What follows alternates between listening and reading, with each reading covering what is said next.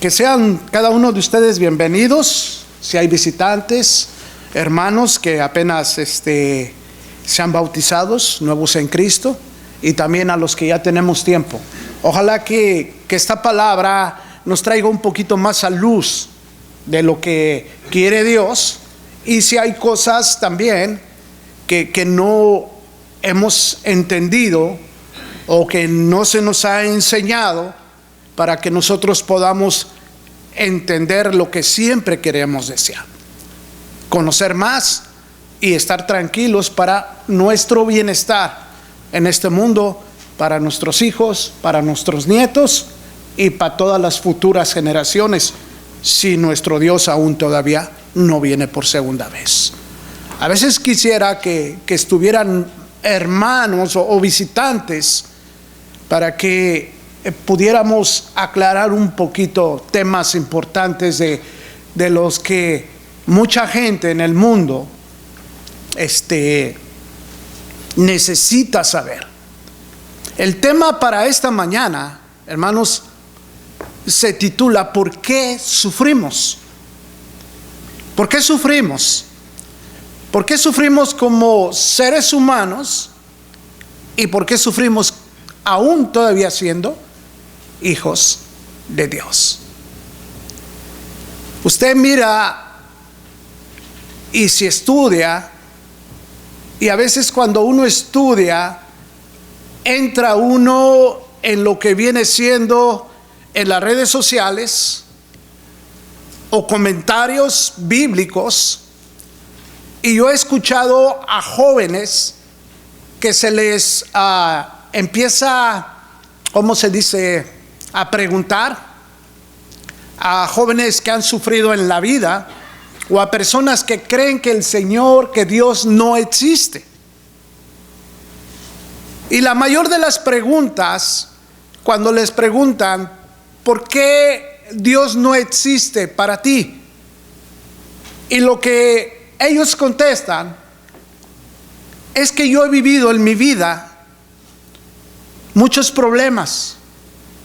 Yo he vivido en mi vida situaciones que ha muerto mi padre, ha muerto mi madre, y veo las guerras y veo las muertes del mundo, y ahí digo, Dios no existe, porque si Dios existiera no pasarían estas cosas.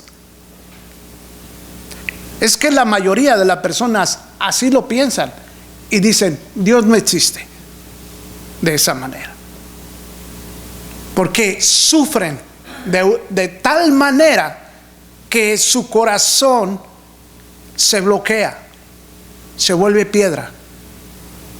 Y eso es nuestra naturaleza de cada uno, así, de esa manera.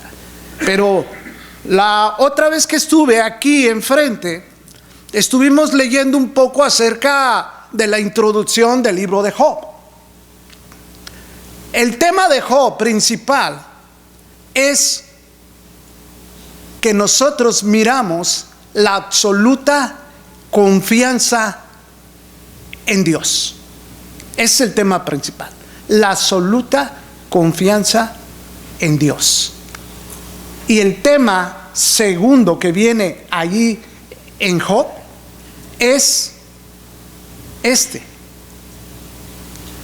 que todo lo que sucede en nuestra vida y todo lo que pasa y todo lo que va a pasar, Dios tiene absoluto control en todo.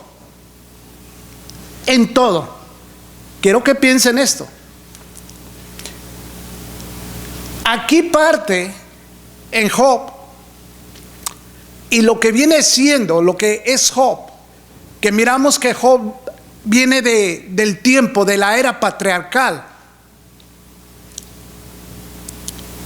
y luego viene la era mosaica, la ley, y luego viene la era cristiana. Lo que vimos que cada parte y cada era de estas tres divisiones se le conoce a Dios de una manera diferente. En el tiempo de Job, a Dios se le conoce de esta manera: que si haces algo mal, siempre te va a ir mal en la vida. Que si estás en contra de Dios, Dios te va a castigar. Es lo que venían preguntándole sus 3 amigos de Job, mayores, porque al último fue un cuarto, el menor de ellos. Siempre le preguntaron, ya no aguantaron, porque él estaba como 7 días ahí, ellos sentados con él, porque él estaba lleno de ceniza y llagas por todo el cuerpo. Lloraron con él y le preguntaron, ¿qué hiciste? ¿Qué pecado ocultas dentro de ti? ¿Por qué Dios te tiene de esa manera? Algo hiciste, confiesa tu pecado. Es el pensamiento de la época que tenían ellos. Y usted y yo tenemos otro pensamiento, porque Dios es bueno con nosotros. Usted se imagine a un Dios celoso, que si fuera así como el pensamiento de estos amigos de Job, ¿cómo estuviéramos nosotros ahorita de castigados? Estaríamos peor que Job. Job no pecó. Dice la escritura, vamos a la escritura, mire, Job, y hay un tema muy especial, ¿por qué sufrimos? ¿Verdad? Ese es el tema, no hay que salir de ahí, es el tema. Vamos a leerlo, ¿verdad? De Job capítulo 1 en adelante. Hubo en tierra de Uz un varón llamado Job, y era este hombre perfecto, recto, temeroso de Dios y apartado del mal. Y le nacieron 7 hijos y 3 hijas. Su hacienda era 7,000 ovejas, 3,000 camellos, 500 yuntas de bueyes y 500 asnas, y muchísimos criados. Y era aquel varón más grande que todos los orientales.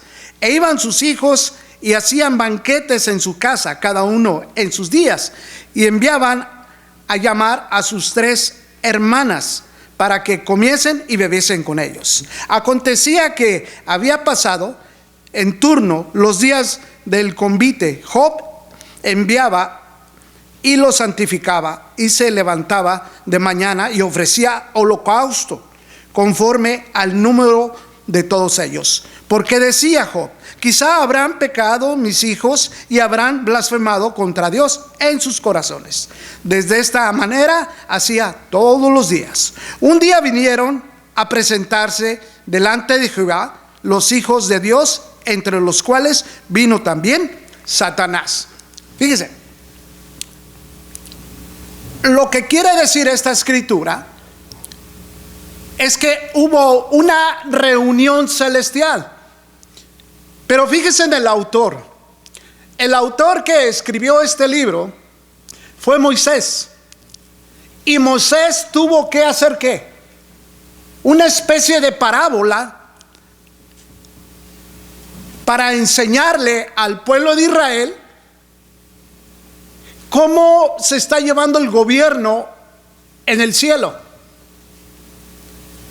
Está diciendo y está dándole nombre y personificando las huestes celestiales, a los hijos de Dios, a los ángeles, a los arcángeles y al mismo Satanás. Los está personificando en forma de parábola para que nosotros entiendamos y comprendamos cómo funcionan las huestes celestiales. Porque si nos hablaran a nosotros del lenguaje del cielo, no lo entenderíamos de esa manera. Por eso el Señor Jesucristo también ponía ejemplos de lo que Él estaba mirando en la tierra, conforme a la naturaleza, conforme a los hombres, conforme al campo, para podernos explicar de esta manera. De esta manera Moisés también les enseñaba al pueblo de Israel de este hombre y de esta reunión celestial, en los cuales iba ¿quién? Satanás. Hubo una reunión celestial. ¿Y qué decía Dios de Job? Porque Dios es el que está diciéndoles quién es Job. Le está diciendo a Satanás. Dios mismo, Dios que conoce y escudriña los corazones, nos está enseñando y nos está diciendo quién es Job, porque Él lo conoce. Dice la escritura: un día vinieron a presentarse delante de Jehová, o sea de Dios, los hijos de Dios, entre los cuales vino también Satanás. Y dijo Jehová a Satanás: ¿de dónde vienes? Respondiendo Satanás a Jehová, dijo: de rodear la tierra y de andar por ella. Y Jehová dijo a Satanás: ¿no has considerado a mi siervo Job, que no hay otro como él en la tierra, varón perfecto, recto, temeroso de Dios y apartado del mal? O sea, un hombre intachable, sin pecado. Y aquí es donde viene la pregunta: ¿pero por qué sufrió? ¿Por qué sufrió? ¿Por qué sufrimos los seres humanos? Bueno, fíjese lo que le aconteció. Y Jehová dijo a Satanás: ¿no has considerado a mi siervo Job, que no hay otro como él en la tierra, varón perfecto, recto, temeroso de Dios y apartado del mal? Respondió Satanás a Jehová, dijo: ¿acaso teme Jehová a Dios de balde? ¿No le ha acercado alrededor a él y a su casa y a todo lo que tiene? Lo has protegido completamente del mal. No le puede suceder nada. Lo tienes tú totalmente protegido. Al trabajo de sus manos has dado bendición, por tanto sus bienes han aumentado sobre la tierra. Pero extiende ahora tu mano y toca todo lo que tiene, y verás si no blasfema contra ti en tu misma presencia. Dijo Jehová a Satanás: he aquí, todo lo que tienes está en tus manos, solamente no pongas tu mano sobre él. Y salió Satanás delante de Jehová. Ok, aquí la pregunta es, antes de entrar al tema profundamente, porque cualquiera puede decir esto, que no tenga un conocimiento y que no, como se dice, cuando uno lee la escritura y trata de memorizarla, eso no funciona. Nos funciona para que esta escritura y lo que nos está enseñando Dios acerca de esta escritura funciona de esta manera: léelo y medítalo. Medítalo, piénsalo, escudriñalo, medítalo en tu mente lo que te está diciendo. Y es la manera como usted y yo vamos a entenderlo y a grabarlo en la mente. Pero si queremos leerlo y grabarlo, no lo vamos a hacer si no lo meditamos. ¿Por qué? Porque al meditar la palabra de Dios se va a abrir y se va a dar a luz el entendimiento que Dios quiere que usted y yo entiendamos. Aquí la pregunta es, cuando Dios le dijo a Satanás: ahí está, haz con él lo que quieras, dice, pero respeta su vida. ¿Ok? Aquí la pregunta es, ¿Dios tienta? ¿Dios nos tienta a hacer el mal? No, ¿verdad? Porque si usted medita esta escritura, Dios no nos tienta, pero sí permite, ¿ok? Permite que pasen las cosas, porque así es la vida. Dios permite, Dios da la bendición sobre buenos y malos, hablando materialmente y físicamente, en todos los aspectos. Dios permite que la gente le sucedan cosas malas y Dios permite que le sucedan cosas buenas también. Pero Dios es el que tiene el control absoluto en todo, y Él sabe a quién se lo da y a quién se lo quita. Pero Dios tiene absolutamente control en todo, y Dios no tienta. Mire, vamos a las citas para estar un poquito más seguros acerca de la escritura. Santiago capítulo 1, Nuevo Testamento. Ya es el Nuevo Testamento. No vamos a entrar al Nuevo y vamos a entrar al Viejo. Las cosas y los estatutos que se plantearon en el Viejo Testamento, no se dan ahí mismo las respuestas. No las va a encontrar usted en el Viejo Testamento, las va a encontrar en el Nuevo Testamento. ¿Por qué? Porque el Señor Jesucristo fue el que vino a traerlas a luz para que usted y yo las entendiéramos. Todas estas respuestas las va a encontrar la mayoría en el Nuevo Testamento. Es lo que va a suceder. Lo planteado en el Antiguo Testamento va a ser enseñado en el Nuevo Testamento. Las trajo el Señor Jesucristo. Pero aparte de eso, recuerda esto: cuando vino el día del Pentecostés, vino el Espíritu Santo, porque así lo quiso nuestro Señor Jesucristo, para que nos siguiera guiando a toda la verdad. Todavía la iglesia tuvo que esperar la venida del Espíritu Santo para guiarnos a toda la verdad en el Nuevo Testamento. Y es lo que nos viene enseñando. Santiago capítulo 1, versículo del 2 al 13. Santiago, me gustaría leerlo, por eso lo voy a hacer. Necesito practicar mi lectura, porque eso es muy bien para seguir continuando. Ok, Santiago capítulo 1, versículo de 2 al 13. Dice: hermanos míos, tened por sumo gozo cuando os halléis en diversas pruebas. Ok, y diversas pruebas es tribulación, sufrimiento, o que uno quiera desviarse de la palabra de Dios, pero no es así.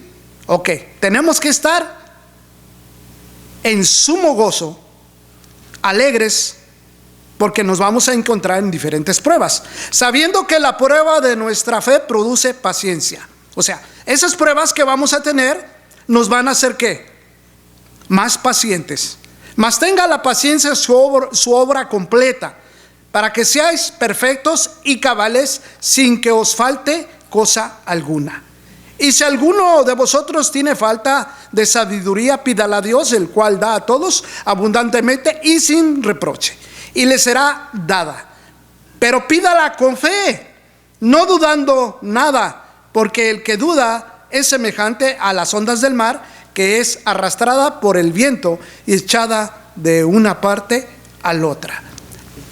Si pides algo, pídelo con fe, si no, no vas a recibir nada. Y de esta manera no vas a recibir nada. Si estás dividido a tu fe, la mitad con el mundo y la mitad con el Dios, tampoco no esperes a recibir nada. No pienses que quien haga que reciba cosa alguna del Señor. No, si estás con un pie en el mundo y con el otro en la iglesia, no pienses que vas a recibir algo del Señor. No vas a recibir cosa ninguna. El hombre de doble ánimo es inconstante en todos sus caminos. Es el hombre de doble ánimo. Primero estoy bien con el mundo y después estoy bien con Dios. Pero no me conviene la semana siguiente. La semana siguiente me voy con el mundo y la otra semana me voy con Dios. Ese es el hombre inconstante, el cual no va a recibir nada de Dios. Lo que dice la Escritura. Dice: el hermano que es de humilde condición, gloríese en su exaltación, pero el que es rico en su humillación, porque él pasará como la flor de la hierba. Porque cuando sale el sol con calor abrasador, la hierba se seca, su flor se cae y parece sus manos a apariencia, así también se marchita el rico con todos sus logros. Resistiendo la prueba recibirá la corona de la vida. El que resiste la prueba, hermanos, recibirá la corona de la vida. Fíjese lo que dice el versículo 13: cuando alguno es tentado, no diga es tentado de parte de Dios, porque Dios no puede ser tentado por el mal, ni él tienta a nadie.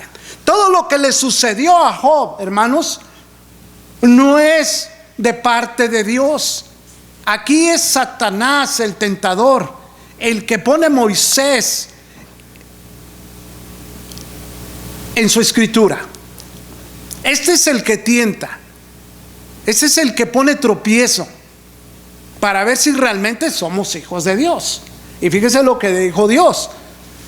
¿Qué habló de Moisés? ¿No has considerado a mi siervo Job? Perfecto, temeroso. Eso es lo que le dijo. Entonces Dios no tienta, hermano. Es lo que nos dice la Escritura. En Mateo capítulo 6, versículo 13, en la oración de nuestro Señor Jesucristo, en la petición de nuestro Señor Jesucristo. Fíjese, en Mateo capítulo 6, versículo 13, el Señor Jesucristo está orando. Y en la última parte de la oración dice: líbranos de la tentación. El Señor Jesucristo orando para que no seamos tentados. Por eso Dios no tienta de ninguna manera. Pero, ¿qué nos hace pecar? ¿Qué nos hace sufrir, hermanos? ¿Por qué sufrimos? ¿Por qué sufrimos como seres humanos? Fíjese, nuestra naturaleza. Y aquí vamos a poner atención, porque yo lo medité y llegué a una conclusión meditándolo, no estudiándolo, meditándolo. Lo leí y lo medité. Nuestra naturaleza humana es la que nos hace pecar. Nuestra naturaleza humana, ganada ¿por quién? Ganada por Satanás, ganada por el tentador. Nuestra naturaleza humana la tiene ganada Satanás, y por eso sufrimos, porque pecamos. Somos tentados por nuestra propia naturaleza de pecado, hermanos. ¿Por qué sufrimos los seres humanos? Job y sus 4 amigos debatían esto, que él sufría porque había pecado delante de Dios.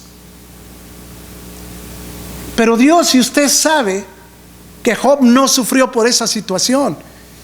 Job sufrió porque también, hermanos, tenía su naturaleza pecaminosa. Aunque él fuera perfecto delante de Dios, como Dios lo puso aquí, sin pecado, temeroso de Dios, él también entraba ¿en dónde? En la transgresión que cayó Adán, porque también era ser humano.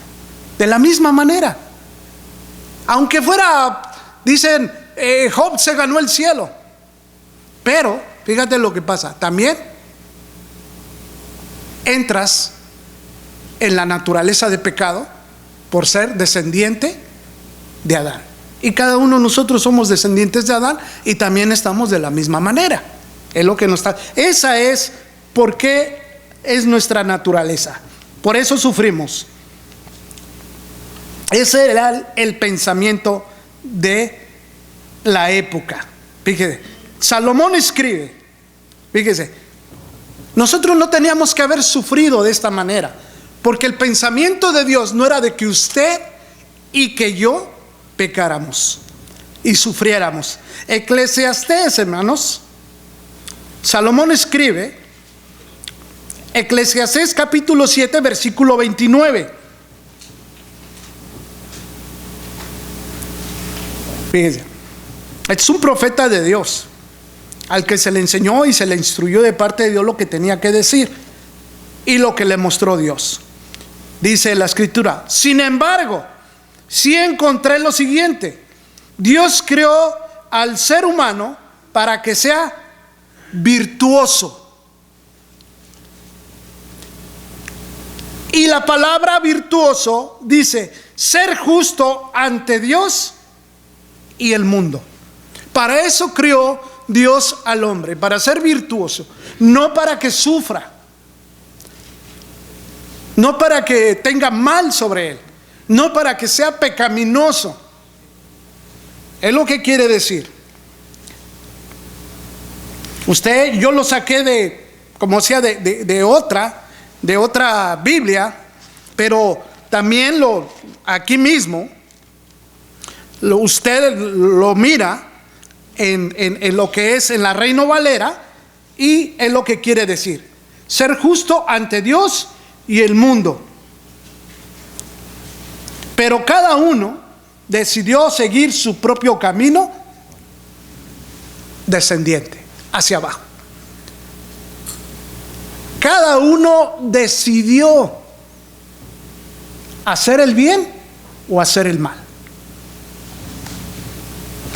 Descendió a lo profundo, al pecado, a la muerte. Y Dios nos creó de esta manera. Fíjese, lo contrario de esto que nos trae a luz, Proverbios capítulo 4, versículo 18. Así es como debe de ser nuestra vida, hermanos. Como está ahí en Proverbios capítulo 4, versículo 18. Dice: la senda de los justos es como la luz de la aurora. La senda de los justos, o sea, su camino suyo y su camino mío en este mundo, nuestra vida tiene que ser como cuando el sol empieza a salir en la mañana, que empieza a alumbrar y usted ve el alba y empieza a ver la luz poco a poco saliendo. Así tiene que ser la senda de los justos, de los hijos de Dios. Es como la luz de la aurora que va en aumento, en aumento. Son las 6, 7, 8, 9 y el sol va caminando en todo su resplandor hasta que llega a la mitad de mediodía y todo se alumbra y todo se mira majestuosamente.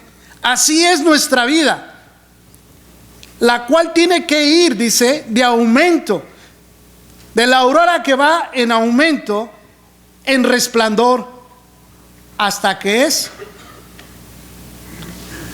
pleno día, completamente. Así es para eso nos creó Dios, en todas nuestras obras, para ser virtuosos, para ser felices, para ser fortalecidos, así como la aurora, como el día. Así nos creó Dios de esta manera. No para que nosotros suframos. Fíjese, aquí hay un versículo clave, hermanos. No creó al ser humano para sufrir. Sufrimos pues por nuestras malas decisiones, hermanos. ¿Por qué sufrimos siendo creyentes? Ya cuando somos cristianos, si tenemos una naturaleza nueva, hermanos, porque Dios nos ha prometido que si venimos a Él, venir a mí todos los que estéis cansados y cargados, que yo los haré descansar de nuestras cargas, de nuestra mente, de nuestra alma, de nuestro corazón. Dios nos ha prometido esto. Pero ¿por qué sufrimos siendo aún todavía cristianos? Dice la Escritura. Si tenemos una nueva naturaleza, Romanos capítulo 8, versículo del 22 al 23. Estas son promesas muy hermosas, hermanos. Y es la que nos va a traer a luz y decir por qué sufrimos. Sufríamos porque no teníamos a Dios. Trabajábamos porque no estaba Dios con nosotros. O sea, era un sufrimiento que no nos conducía a ninguna parte. Romanos capítulo 8, versículo del 22 en adelante. Vamos a leerlo, fíjese bien. Ponga atención y medite estas palabras. Estas palabras no se graban ahorita. Yo sé que no las va a grabar. Nadie tenemos la mente de en 5 minutos o 3 minutos grabar todas estas palabras. Pero fíjese lo que nos dice. Hay que meditar en ello. Dice, versículo del 22 al 23. Porque sabemos que toda la creación gime aún está con dolores de parto hasta ahora. Toda la creación, no nada más usted, hermano, y yo sufro, ni todos los seres humanos, todos los animales, toda la flor, toda la fauna, todo este mundo, toda la naturaleza humana, el mismo mundo sufre. El mismo mundo está corrompido tras la transgresión de Adán. Por eso cuando Adán cayó, Dios le dijo: que por él había sido la tierra ¿qué? Maldita. Había maldecido la tierra. Eso es lo que está pasando, porque esta tierra tiene vida, este mundo tiene vida. Dice, y no solo ella, sino también nosotros mismos, que tenemos la primicia del Espíritu. Usted y yo ya fuimos bautizados, tenemos las primicias del Espíritu Santo. Dice aquí Pablo, nosotros también gemimos dentro de nosotros mismos, esperando la adopción, la redención de nuestro cuerpo. Pero seguimos en este cuerpo. ¿Por qué?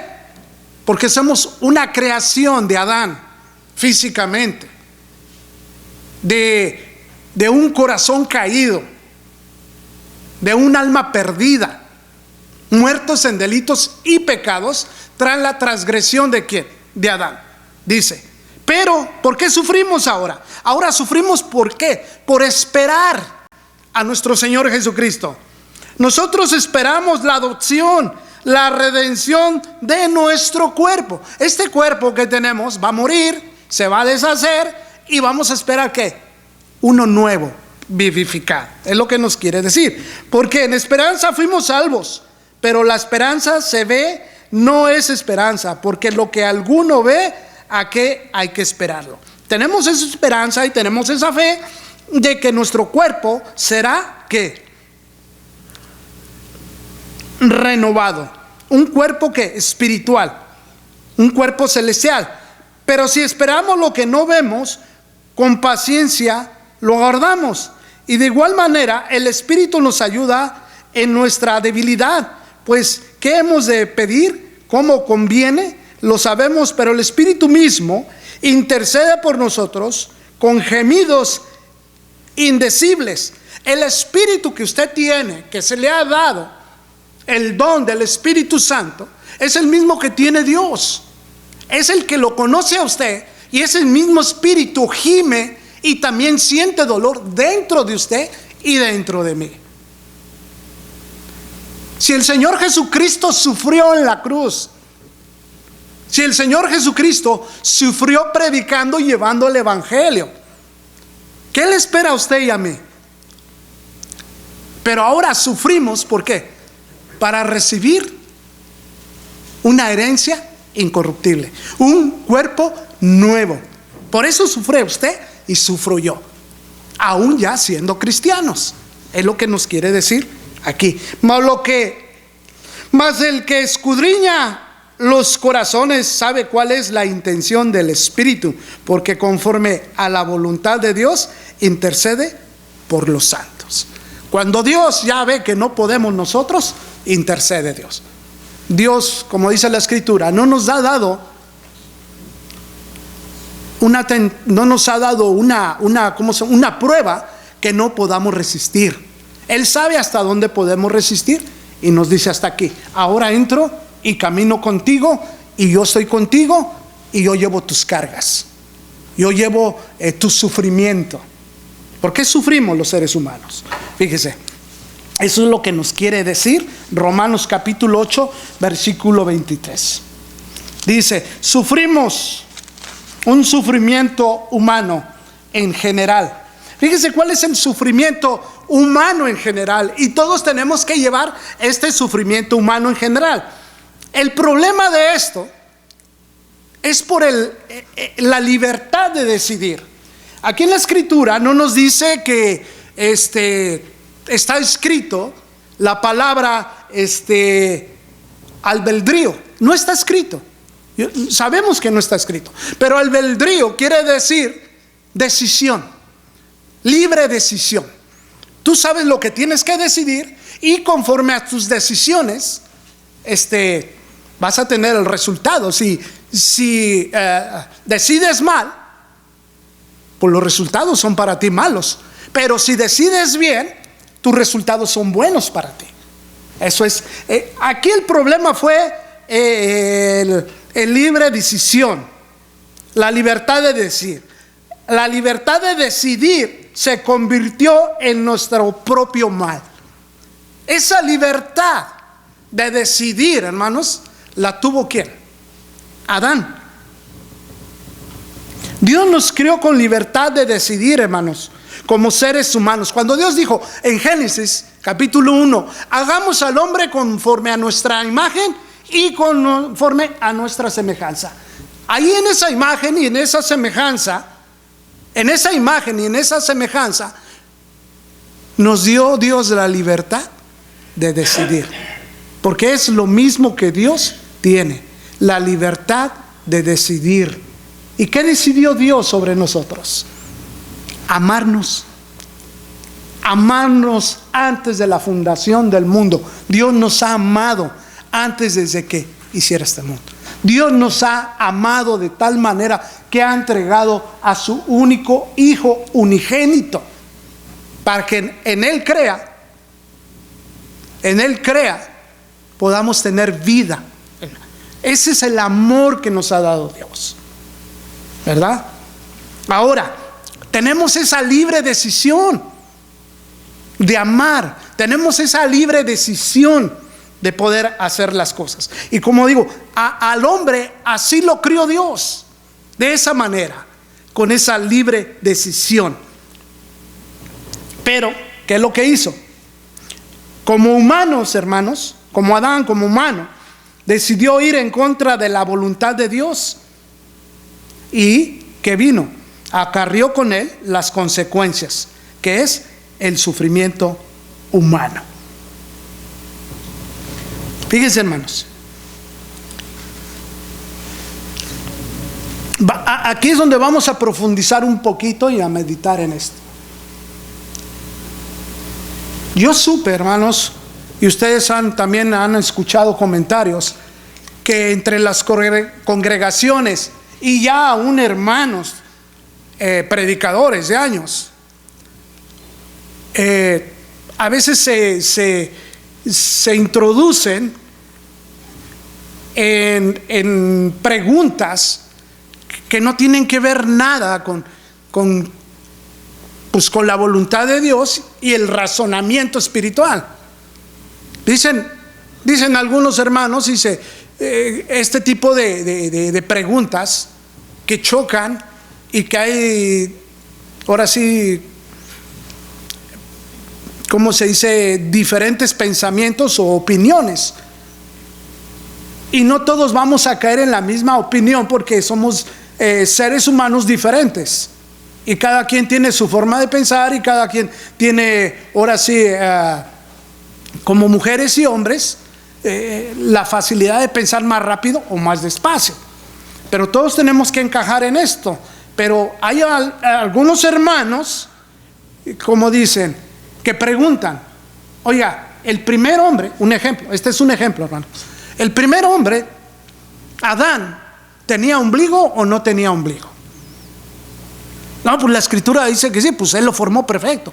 Y otro, no, pues es que no tenía. Es que sí. Y a veces por esas cositas, hermano, hay conflictos entre hermanos. Pero yo quiero que medite esto y piense esto. Cuando Dios hizo al hombre, lo hizo perfecto, con un corazón de carne, sensible, con un corazón que pudiera adquirir el conocimiento de Dios, ¿verdad? Físicamente lo hizo así. ¿Y lo tiene en dónde? Lo tiene en una burbuja adentro, aunque físicamente ya estaba completo, hermanos. Pero esta burbuja donde tenía se llama Jardín del Edén. Y la naturaleza humana de la mujer es de tener ¿qué? Bebés. Y se está formando en el vientre el bebé. Y cuando termina de formarse, sale la gestación de los 9 meses. De esta manera, hermanos, así estaba Adán en el paraíso, formándose. Pero a Adán le faltaba algo para ser completamente formado. Y llegó Satanás. Ahí estaba el árbol del bien, de la muerte, el árbol de la ciencia del bien y del mal, y el árbol de la vida. ¿Qué le costaba a Adán, hermanos, tomar y decidir tomar del árbol de la vida y vivir para siempre y terminar de formarse? No le costaba. Pero vino ¿quién? El tentador, y le dijo a Eva. Y le dijo Eva, pues podemos comer de todos los árboles. O sea, tenía la decisión de hacerlo. Pues si yo puedo decidir por mí misma y lo puedo hacer. Pero no le convenía hacerlo, porque todavía no estaba completamente formada. Y formado tampoco Adán. Entonces decidieron que ellos mismos decidieron comer y pecar y caer y no salir completamente. Por eso fueron, ya cuando salieron del paraíso, cuando salieron de esa burbuja que Dios los tenía, los sacó a la tierra, afuera, a sufrir por su mala decisión. Lo que quiero decir en esto, que en Adán, hermanos, Adán lo representaba a usted y me representaba a mí. Y él decidió mal. Y por esa decisión todos nacemos en la carne, pero ya que incompletos de nuestra naturaleza pecadora. Eso es lo que viene enseñándonos aquí la escritura. Por eso sufrimos. El pecado de Adán, hermanos, como raza humana, somos una raza caída. Nos representaba Adán. Y como les digo, Adán decidió mal y por eso nosotros pagamos esas consecuencias. Yo creo que tengo unos 3 minutos. El sufrimiento humano en particular. Eso fue en general, pero ahora ya en particular, en cada uno de nosotros, hermanos. Ese es el sufrimiento. Es las consecuencias de nuestros errores de nosotros particularmente. Proverbios, hermanos, capítulo 22, versículo 3 dice: el prudente se anticipa al peligro y toma precaución. Es precavido el prudente. El que es simple, el que no medita la palabra, el que no piensa la palabra, el que no tiene conocimiento, el simple avanza a ciegas y sufre las consecuencias. ¿Cuántas veces hemos sufrido las consecuencias por avanzar a ciegas y no hacer lo correcto? Proverbios, ahí Salomón, capítulo 14, versículo 16 dice: los sabios son precavidos y evitan el peligro. Los necios, confiados en sí mismo, se precipitan con imprudencia. Esa es la forma en que sufre uno ahora. Efesios capítulo 5 versículo 17: no actúe sin pensar, más bien procure entender lo que el Señor quiere que hagamos. Sufrimos, hermanos, porque actuamos sin pensar. Cruzamos la carretera sin mirar a los lados, y si pasa un carro y nos atropella. Por eso, porque no miramos. ¿Hasta cuándo sufriremos, hermanos? ¿Hasta cuándo sufriremos por nuestra naturaleza pecaminosa? ¿Y hasta cuándo sufriremos siendo ya hijos de Dios? ¿Hasta cuándo sufriremos? Apocalipsis capítulo 21, versículo 3 y 4. Si alguien gusta leerlo, Apocalipsis. Y con este capítulo leído, con este versículo, terminamos, hermanos. Si hay alguien que quiere leerlo, Apocalipsis capítulo 21, versículo 3 al 4. Y oí una gran voz del cielo que decía: he aquí el tabernáculo de Dios con los hombres, y Él morará con ellos, y ellos serán su pueblo, y Dios mismo estará con ellos como su Dios. Enjugará Dios toda lágrima de los ojos de ellos, y ya no habrá muerte, ni habrá más llanto, ni clamor, ni dolor, porque las primeras cosas pasaron. Y el que estaba sentado en el trono dijo: he aquí, yo hago nuevas las cosas, y me dijo: escribe, porque estas palabras son fieles y verdaderas. Hasta ahí, hermanos, era del 3 al 4. ¿Hasta cuándo sufriremos? Hasta que estemos en la presencia de Dios, hermanos.